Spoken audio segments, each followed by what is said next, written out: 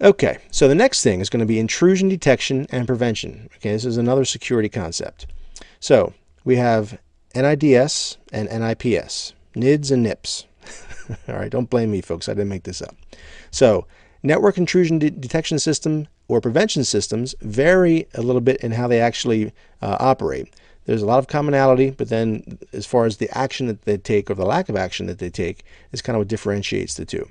They can be used to log, alert, or take action when suspicious activity occurs on the network.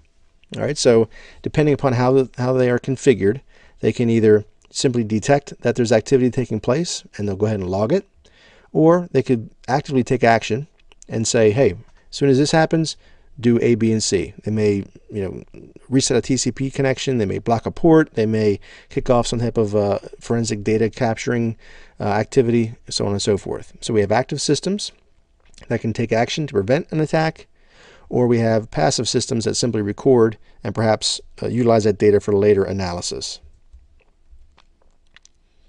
Okay, so the difference between IDS and IPS, okay, the network part aside, just generally speaking, we have intrusion detection systems and intrusion prevention systems. So the main difference, IDS, it's been around for quite a while, fairly common, and it's easy or relatively easy to set up. But as you may gather from what we've talked about already, it simply logs, alerts, and events. So it detects the intrusion. It doesn't necessarily do anything with it. Okay, it may alert an administrator or something, but it's not going to actually kick off any preventative measures. All right, so it allows for a reactive response and further research into malicious or suspicious activity.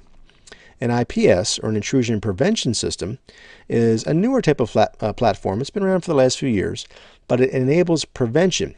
Okay, so such as perhaps blocking an IP address, blocking a port, resetting TCP connections, right, or TCP/IP connections, those types of things. So it takes some type of preventative measure to shut down that communication or shut down that action, so that that malicious activity is kind of halted in its tracks.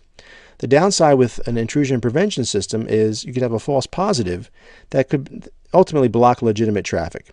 All right, so worst case scenario, let's just say, for example, you have an IPS set up, and if it detects malicious activity, go ahead and block port 80 for, whatever, 5 minutes. Well, you can have legitimate traffic that comes in, maybe just a heavier than normal workload that comes in. That IPS would, falsely identify that as malicious traffic when actually it's not. Shuts down TCP/IP, or port 80 rather. I'm sorry, internet traffic over port 80, shuts that down for 5 minutes. Well, now you've just created a denial of service against yourself. So those things have to be set up with care, obviously. They do have the potential for false positives, but it also gives you the ability to prevent things when, in fact, you do actually have malicious activity taking place.